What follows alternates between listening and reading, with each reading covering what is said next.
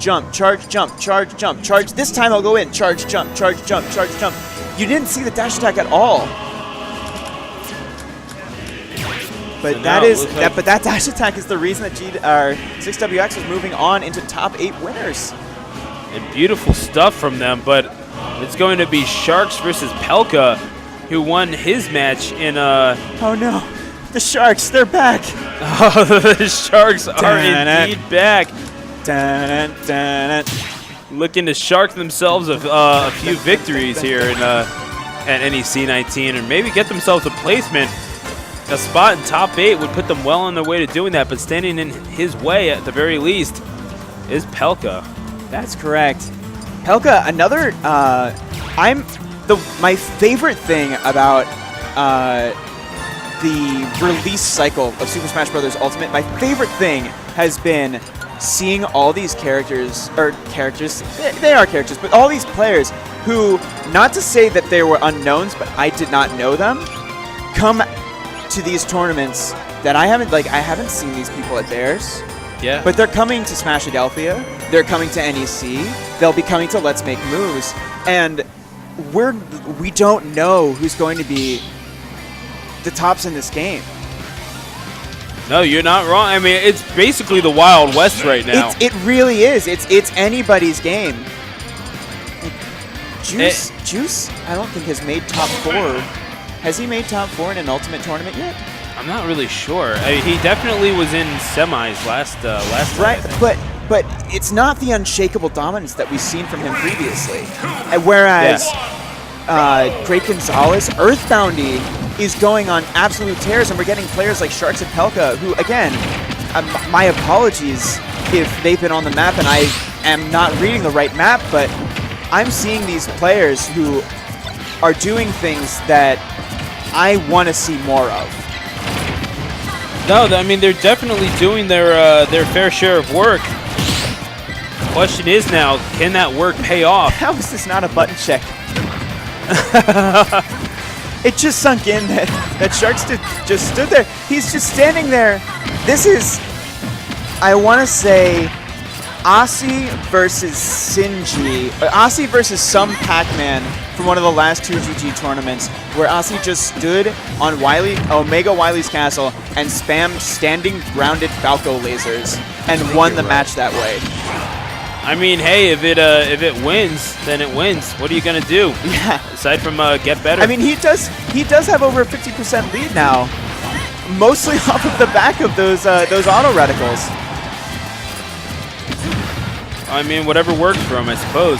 I'm not gonna complain. There's so many things going on the screen that are hitboxes that aren't characters. There's auto reticle lasers, there's grenades, there's C4 mines, there's explosive flames. There's so much, and there's an up tilt, which is practically not even attached to Snake's body to begin with. And an up air. Yeah, and just like that, when this action starts, it starts, baby. It's about as even as it gets. Are you kidding me? But yeah, no, that's Pelca definitely has something to say about that. That C4, the grenades. I mean, everything that he could possibly throw. Shark's getting really annoyed. He's asking Pelca, "Gee, Pelca, how come your mom lets you have 2 grenades?" Nice one. I do appreciate that. And Pelca, another up tilt. That move is so strong and so scary. And he's only at 35. We're going to need to see some crazy... We're going to need to see a little more than just auto reticle if Sharkz is going to make this back. Pelca found his way into this winners quarterfinal matchup by beating Sauce in the prior round. What he needs. That's a perfect stock cleanup. From 35 to dead, he didn't get hit.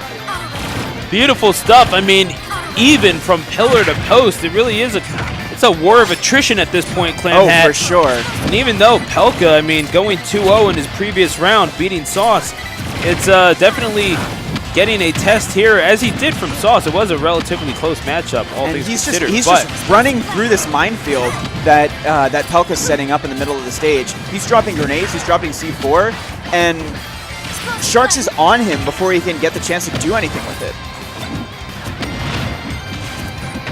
Oh, back air. The percent lead is now gone. Hits himself with C4. Not helping out Pelca. And the up air will take it. Beautiful stuff from Pelca, who goes up 1-0. And it is a lot quicker than we were used to seeing from last match. Oh, yeah. So as we get set for game number 2 here, what is the what's the win condition for this Palutena here? I have no idea anymore. That Palutena game, like it did break something in me. Like I can still process what I'm seeing, but it definitely bent something in me. I can't really fathom. I just can't really fathom what I've just seen. It's kind of a slow burn of just kind of how ridiculous that was, that he just spent so much of that game spamming auto reticle, which is a move that I spent so much of my life believing is a bad move.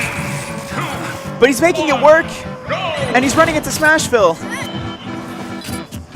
Oh, I mean, that's guess it's gonna have to be some things change and some things stay the same. And, yeah. That auto reticle works, and Clam Hat losing words somehow. Yeah, yeah. So, one way that I can try and make sense of this is Sharkz seems like kind of a big brain player. Now, we've seen our fair share of big brain players in Philadelphia. We've seen GWJ. We've seen why do bad things happen to good people. Yeah. And I think Shark could be another one in that same lineage of just big brain players. I'm going to do this objectively bad option until it stops working. And it almost won him game 1, if not for that up air.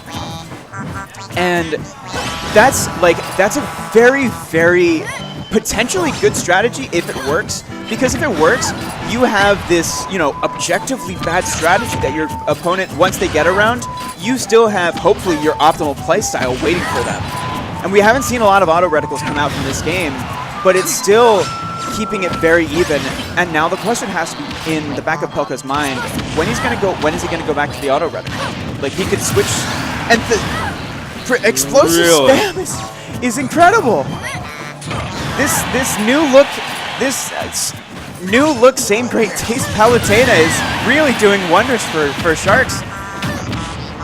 And you were saying stuff about what I was saying. What in the world? And yeah, I just said a lot of stuff about Sharkz. Goodness gracious. Yeah, I mean, yeah, that's true. I needed to do that for me to make sense of what happened in game 1. Okay, fair enough. Yeah. But we'll let you slide this time. Okay, right. We're glad to have you, my man. Thank you. And oh my God! And we are glad God. to have Sharkz. I never thought I'd say that, but we are glad to have Sharkz in that up air. Not happy to have Pelca in the slightest. He is smelling blood in the water once again, and what else can he do but strike? He catches him with the up air, and that's going to be the second stock loss by Pelca in this matchup. 75% already on his final stock. Oh, he grabs out of that. The up tilt almost making it happen. Okay, that's damage, but it does clear the explosives off the board. Allows you to regain stage control. Oh, up tilt, it's always going to be there. You have to watch your jump ins. Now, Sharkz trying to end this as soon as possible. Hasn't had 100% that up smash. The pillar of light. Absolutely, yeah. Casting holy for knockout damage. And running the risk of turning Pelca into a pillar of salt here. I just wanted to make the thing. I'm not trying to stir anything up. No, I like it. Yeah. I like it. Pillar to post. Yeah. No. Hey, I mean, you're not wrong. We're back to wrestling. Yeah, I suppose we are, aren't we? Well, either way, we are here at this is NEC 19 Game 3. This is as critical as it gets. That's right. The loser does go down to loser's bracket. The winner going on the top 8 on the winner's side. So definitely some stakes to be had here. Yep, and I know there's a Sharkz on the stage right now, but let me tell you, there are some Sharkz down there in loser's bracket right now, waiting for whoever loses this set. Yeah. Yo, you're not even kidding. I mean, there have been some absolute killers that have been coming through. We saw Moosh the Moosh get sent down there, and right now I believe he's playing Beast, Moosh is what I saw. And we will get the updates for you, but of course, if you want the updates for yourself, exclamation point bracket is how you do it. Exclamation point bracket. Bracket. There you go. It's French now. B-R-A-C-Q-U-E-T-T-E. Bracket. Yeah, there you go. It's the thing you use to make a little backyard grill. Excuse me, it's I got that wrong. It's going to be Moosh to Moosh and Sauce in the losers round, and in losers round 4 with a spot of top 8 on the line, we could be seeing this later. GWJ versus Beast, which a battle of the PR. Yeah, you're talking about. I want that. Yeah, you're talking about some monsters in losers bracket. Yeah. You talk about that. Holy smokes. Okay, I very much like this counter pick from Pelca. It's a nice big stage. You have nice big platforms, and that definitely stands to benefit. I think it stands to benefit Snake a lot more than it stands to benefit Palutena. I would have to say I think you're right, but at the same time, man, you just never know with a character. Right. Like it's so Snake. hard to bet on blast zones, because you're betting on either living longer than your opponent or killing earlier than your opponent, and that's just a read on the player matchup, not the character matchup. Oh wow! I'm not even quite sure what that interaction was. No, it's it was an attempted up smash, but I'm not sure if he got it. Oh Ooh. My god, this man played Brawl. I can tell you right now, this man played Brawl. He read the get up with an up tilt. Yeah, no, it's very much the same sort of tech as he had in Brawl, so gotta respect that. And the explosive rain coming out from Pelca, making it very oppressive for Sharkz. This is a different player. Now Sharkz. Oh, another up tilt. Gosh, just Pelca. Does it raw. Pelca, what in the world? Yeah, that's what you do when you see a shark. You kick it in the nose. That's right. And yeah, Pelca get that shark off of you. Going into those territorial waters with no fear whatsoever. Although Sharkz looking to clean up this stock, sitting at 176%, he is successful. But can he climb back? There is a lot of ground to cover here, right? Matt. And think back to Jaws. We know what are the two ways that we know that we can deal with sharks? One, punch them in the nose. Two, you put an explosive in its mouth and you blow it up. What is Pelca trying to do right now to Sharkz? Blow him up. Yeah, I mean, hey, you're not wrong. It has the C4 and the grenades to do it. So yeah. Ooh, yeah, lay you down into a grenade. Why not? Have at it. It's nap time. Sharkz needs to find his hits again. He was finding them on the smaller stage with the smaller blast zones, but now it's just him getting up tilted, and that counter might have to be the difference here. Because the counter, your opponent will eventually start adjusting to it, but it's just a matter of how many counters can I get in before it stops being something I can rely on.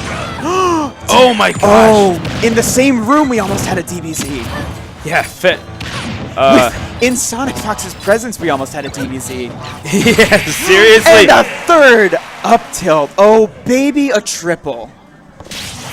Pelca said it was time to go hunting for Sharkz, and indeed he did, loading up his harpoon and taking aim. Yeah. And he shoots his way into top 8. So beautiful stuff from Pelca. We have ourselves a Snake representative in top 8 of all places. That's exciting. Yeah, no, it's great stuff. It just goes to show the diversity. There are so many characters that you could consider viable in this meta. And I love it.